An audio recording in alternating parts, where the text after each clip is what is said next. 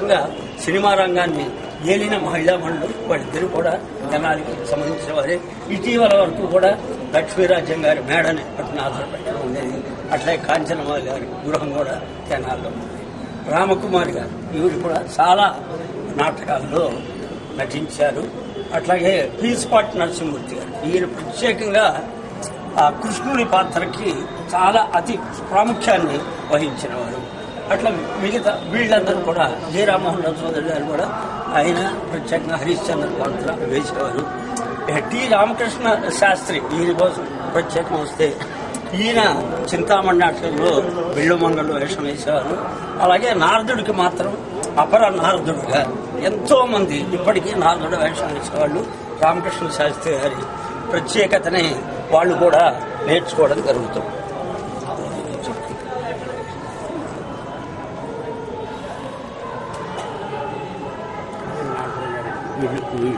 సాంఘిక వీళ్ళతో సాంఘిక నాటకాలు వీరు కన్నిగంటి నాథరాయ్ గారు వాళ్ళు ప్రత్యేకమైన సాంఘిక నాటకాల్లో తెనాలికి ఒక ప్రత్యేక స్థానాన్ని సీతారామయ్య గారు వీళ్ళు సాంఘిక నాటకాలకి ప్రత్యేక స్థానాన్ని తెనాలికి సంతరించిన వాళ్ళు. గుమ్మడి వెంకటేశ్వరరావు గారు పేరందరికీ తెలిసిందే. ఈయన కూడా మొదట్లో నాటక రంగాల్లో కృషి చేసి తర్వాత సినిమా రంగంలో మేటిలే నటుడుగా ఈయన ప్రసిద్ధి పొందారు.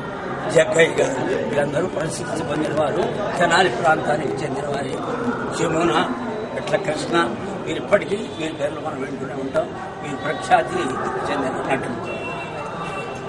అట్లాగే కాళిదాసు కోటేశ్వరరావు గారు అంటే ఈయన హాస్య పాత్రకి చాలా కొద్దిపాటి సినిమాల్లో వేశారు. సినిమాల్లో కంటే ఎక్కువగా నాటక రంగంలో ఆయన చింతామణిలో సుబీర్ శెట్టి వేషానికి కానీ అట్లాగే సక్కుబాయిలో కాశీపతి వేషానికి కానీ ఆయన చాలా ప్రత్యేకమైన స్థానాన్ని పొంది ఆయన ఎంతో మంది శిష్యులు కూడా. మా తెనాలి పట్టణం యొక్క వైభవాన్ని, మా తెనాలి పట్టణం యొక్క గొప్పతనాన్ని ఈ రాష్ట్రంలోనే కాకుండా యావత్ భారతదేశం అంతా కూడా వ్యాప్తి చెందటానికి, ప్రపంచ వ్యాప్తి చెందటానికి ఆ తెనాలి రామకృష్ణుడి యొక్క వారసత్వంగా సాహిత్య రంగంలో ఎంతో మంది కృషి చేసినటువంటి మహానుభావులు ఉన్నారు. ఎక్కడికి వెళ్ళినా సరే తెనాలి అనగానే తెనాలి రామకృష్ణ కథలు, ఆ సాహిత్య రంగంలో ఉండేటువంటి ప్రాధాన్యతను అందరూ కూడా గుర్తు చేస్తారు, గుర్తుంచుకొని ఆనందిస్తూ ఉంటారు. అట్లాంటి సాహిత్య రంగంలో నవీన కాలంలో కృషి చేసినటువంటి మహానుభావులు కూడా ఎందరో ఉన్నారు.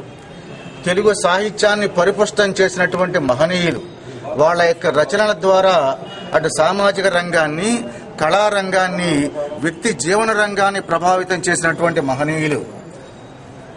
20వ శతాబ్ది తెలుగు సాహిత్యాకాశంలో ఉజ్వల తారగా వెలిగి తెలుగు సాహిత్యంలోనే, తెలుగు కథానికా సాహిత్యంలోనే ఒక ప్రముఖమైన స్థానం కలిగినటువంటి వారు శ్రీ కొడవటిగంటి కుటుంబరావు గారు.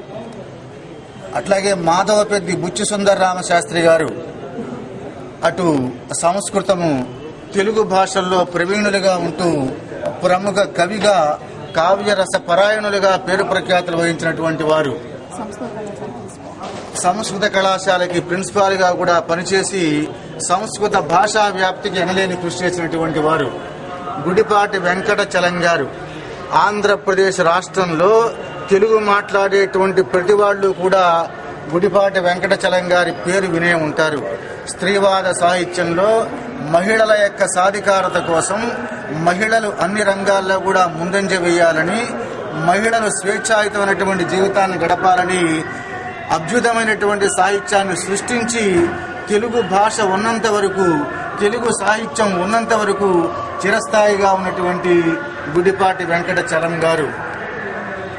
మోదుకూరి జాన్సన్ గారు అనేక రకాలైనటువంటి నాటకాలు, సాంఘిక నాటకాలతో అభ్యుదయ రచయితగా పేరు ప్రఖ్యాతులు వహించి నాటక సినీ రంగంలో ప్రముఖులుగా వెలిగినటువంటి తెనాలి పట్టణ న్యాయవాది మోదుకూరి జాన్సన్ గారు. బొల్లిముంత శివరామకృష్ణ గారు సినిమా రంగంలో ఒక ధ్రువతారగా వెలిగి అభ్యుదయ కవిగా, అభ్యుదయ సాహిత్యాన్ని, తెలుగు సినిమా అనేటువంటిది మానవుడి యొక్క అభ్యుదయం కోసమే ఉన్నది, సామాజికమైనటువంటి అభివృద్ధి కోసమే ఉన్నది అని ఎలుగెత్తు చాటినటువంటి మహనీయుడు బొల్లిముంత శివరామకృష్ణ గారు. అటు కమ్యూనిస్టు ఉద్యమాల్లో పనిచేస్తూ ప్రజానాట్య మండలి నడుపుతూ జీవితాన్ని త్యాగం చేసినటువంటి మహనీయుడు అల్లూరి బైరాగి గారు. సాహిత్యంలో ప్రముఖులు త్రిపురనేని గోపీచంద్ గారు, వారి యొక్క శతాబ్ది వేడుకలు కూడా మనం జరుపుకుంటూ ఉన్నాం. సూర్యదేవర సంజీవదేవ్ గారు ఒక ప్రత్యేకమైనటువంటి కళా సృష్టిలో, కళారంగంలో అంతర్జాతీయ ప్రమాణాలలో చిత్రకళను అభ్యసించి ఆ రోజుల్లోనే బెంగాల్ రాష్ట్రంలో ఆ చిత్రకళ ద్వారా ఎంతో సేవ చేసినటువంటి వారు. ప్రముఖ రచయిత డాక్టర్ జీవి కృష్ణారావు గారు, ప్రముఖ రచయిత హితశ్రీ వారు. ఎంవిఎన్ ప్రసాదరావు గారుగా తెనాలి పట్టణంలో విఎస్ఆర్ కళాశాల వాణిజ్య శాఖ అధ్యక్షులుగా ఉన్నటువంటి ప్రముఖ రచయిత హితశ్రీ గారు. ఆయన సౌజన్యమూర్తి. ఆయన రచనలు ఎందరికో ఆదర్శం. అతి నిరాడంబరుడిగా ఉంటూ తెనాలి కళాశాలలో పనిచేసి ఏఎస్ఎన్ కళాశాల మొట్టమొదటి ప్రిన్సిపాల్గా ఆయన సేవలు అందించినటువంటి మహనీయుడు. వారు ప్రదర్శన కోసం చేసినటువంటి నాటికలే కాకుండా రేడియో నాటకాల్లో ఒక ప్రత్యేకమైనటువంటి పేరు ప్రఖ్యాతులు వహించినటువంటి వారు.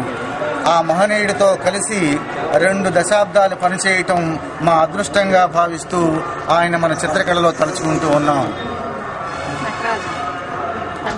రచయిత శారద. రచయితలు అంటే ఏదో భోగభాగ్యాలతో ఉంటారని అనుకుంటూ ఉంటాం. ఒక హోటల్లో సేవ చేస్తూ జీవన వృత్తిని గడుపుకుంటూ తెలుగు సాహిత్యానికి అద్భుతమైనటువంటి విషయాలు అందజేసినటువంటి మహనీయుడు శారద గారు. విద్యాభ్యాసం తక్కువైనప్పటికీ అనేక రంగాలలో కృషి చేసి అనేక రకాలైనటువంటి గౌరవ డాక్టరేట్ బిరుదాలతో సత్కరించబడినటువంటి సుప్రసిద్ధ రచయిత డాక్టర్ రావూరి భరద్వాజ గారు. నాటక ప్రయోక్త, అభ్యుదయ రచయిత శ్రీ అబ్బూరి రామకృష్ణారావు గారు. అట్లాగే శిల్ప సాహిత్యాలు ఈ 2 కూడా నాకు జీవగర్రలు అంటూ చాటి చెప్పినటువంటి బ్రహ్మశ్రీ కొండూరు వీరరాఘవాచార్యుల వారు. అటు ధార్మిక సాహిత్యంలో, తెలుగు సాహిత్యంలో పరిపుష్టమైనటువంటి సాహిత్యాన్ని అందించినటువంటి మహనీయుడు. దర్శనాచార్య కళాప్రపూర్ణ బిరుదాంకితులు. తాడిపట్టు సుశీలారాణి భాగవతారెడ్డి గారు సాహిత్య రంగంలో, అట్లాగే సాంస్కృతిక రంగంలో. నారమంచి జానకిరామయ్య గారు ఆనాటి త్యాగరాజ స్వామి వారి యొక్క సాంప్రదాయ సంగీతంలో అంతేవాసులుగా శిష్య పరంపరలో ఉండి ఆ కర్ణాటక సంగీతాన్ని మనందరికీ అందించినటువంటి మహనీయులు నారమంచి జానకిరామయ్య గారు. తెనాలి వాస్తవ్యులుగా పెదరావూరులో ఉంటూ తెనాలి పట్టణానికి సంగీత సేవ చేసినటువంటి మహనీయులు. మునుకోట్ల సదాశివ శాస్త్రి గారు సాహిత్య విద్యాభూషణ, హరికథా రంగంలో ప్రపంచ ప్రఖ్యాతి వహించినటువంటి మహనీయుడు బ్రహ్మశ్రీ మునుకోట్ల సదాశివ శాస్త్రి గారు. ఈనాటికి త్యాగరాజస్వామి వారి యొక్క హరికథ చెప్పాలి అంటే వేలెత్తి లెక్కించగలిగినటువంటి అగ్రగణ్యులలో బ్రహ్మశ్రీ మునుకోట్ల సదాశివ శాస్త్రి గారు. తెనాలి శ్రీ సీతారామ గానసభ వ్యవస్థాపకులు, ప్రముఖ న్యాయవాది నారమంచి సుబ్బారావు గారు. 1947 స్వాతంత్రం వచ్చినటువంటి సమయంలోనే సీతారామ గాన సభను స్థాపించి ఆనాటి నుంచి ఈనాటి వరకు కూడా అద్భుతమైనటువంటి కచేరీల ద్వారా కర్ణాటక సంగీతాన్ని తెనాలి పట్టణ ప్రజలకు అందిస్తూ తెనాలి పట్టణ సంగీత వైభవానికి కూడా ఎంతో కృషి చేశారు. దేశంలో చెన్నై, బొంబాయి అనేక ప్రదేశాలలో సభల ద్వారా సంగీత కచేరీలు నిర్వహించి తన జీవితాన్ని త్యాగం చేసినటువంటి మహనీయుడు అపర త్యాగరాజు శ్రీ నారమంచి సుబ్బారావు గారు. డిండిమ కళానిధి డోలు విద్వాన్ శ్రీ మోదుకూరి బాలకోటయ్య గారు. ఆంధ్రప్రదేశ్లో ఉండేటువంటి సంగీతజ్ఞులే కాకుండా ఆనాటి ప్రముఖులైనటువంటి తమిళనాడు విద్వాంసులు చంబై శ్రీనివాసయ్యరు అట్లాంటి ప్రముఖులకి తన డోలు వాయిద్యం ద్వారా సహకార వాయిద్యాన్ని అందించి మన తెనాలి పట్టణ డోలు వాయిద్య కళాకారులు, నాదస్వర కళాకారుల యొక్క పేరు ప్రఖ్యాతిని ప్రపంచానికి చాటి చెప్పినటువంటి మోదుకూరి బాలకోటయ్య గారు. అట్లాగే రచయితలుగా ఉన్నటువంటి వారిలో తాళ్ళూరి నాగేశ్వరరావు గారు. కథ అనేటువంటి సాహిత్యానికి పునరుజ్జీవం కల్పించినటువంటి మహనీయుడు తాళ్ళూరి నాగేశ్వరరావు గారు. విఎస్ఆర్ కళాశాలలో వాణిజ్య శాఖ అధ్యక్షులుగా, వాణిజ్య శాఖ